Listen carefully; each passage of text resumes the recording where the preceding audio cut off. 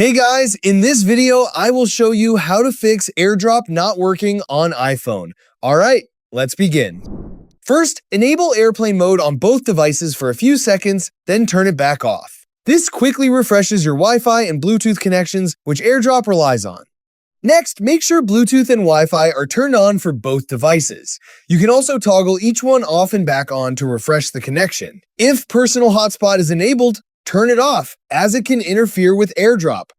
Now, check your AirDrop settings. Open Control Center, tap AirDrop, and select Everyone for 10 minutes. Make sure to choose the same option on both devices. This allows AirDrop to detect nearby Apple devices even if they aren't saved in your contacts.